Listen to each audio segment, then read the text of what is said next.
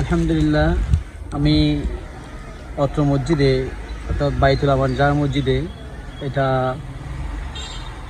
সরকার বাড়ির ঐতিহ্য একটা মসজিদ, যেটা কিন্তু ওনাদের কোনো পারিবারিকভাবে কোনো নাম দেওয়া হয় না। এখানে এই মসজিদটার নাম দেওয়া হয়েছে বাইতুল আমান জামে মসজিদ।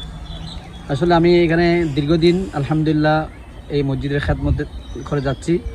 এই মসজিদে আমি প্রায় 20 বছর যাবৎ এই মসজিদের মধ্যে আমি খেদমত করে যাচ্ছি আলহামদুলিল্লাহ।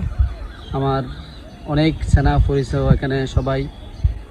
আমার জানা মতে এই মসজিদটা অনেক প্রায় 120 বছর এর আগেই হবে এই মসজিদটা নির্মাণ হয়েছে। এটা এই ইয়ার আলী খান সাহেব, যাদের ফেসু মিয়া বলে, ওনাদের তত্ত্বাবধানে এই মসজিদটা নির্মিত হয়েছে। এখানে আগে বেড়ার মসজিদ ছিল, তখন ইট করে আবার এটা ফাঁকা করছে।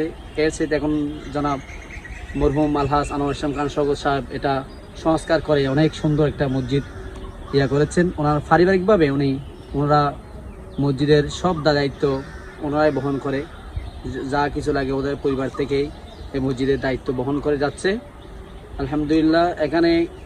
যিনি এখানে আছেন উনি হচ্ছে মোহাম্মদ জামা ফকির।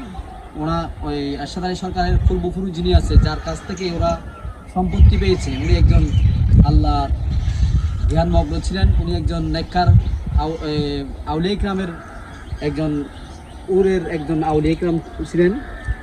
ওনাদের কাছ থেকে ওরা সম্পত্তি পেয়েছেন। আসলে ওনার একজন নাতি হবে, যিনি ফেসু মিয়া বলে, উনি অনেক কিতাবাদিও লিখে গিয়েছেন। অনেক কিতাব উনি নিজে রচনা করেছেন।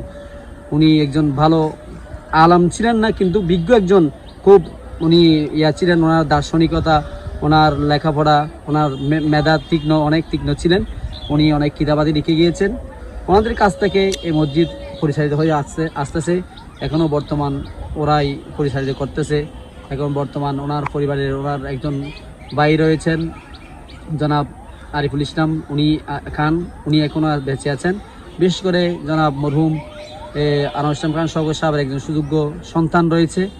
উনি ব্রিগেডিয়ার জেনারেল লেফটেন্যান্ট কর্নেলের এই হাতের মধ্যে দায়িত্ব আছেন। উনি এই মসজিদে বর্তমানে তত্ত্বাবধান করতেছে।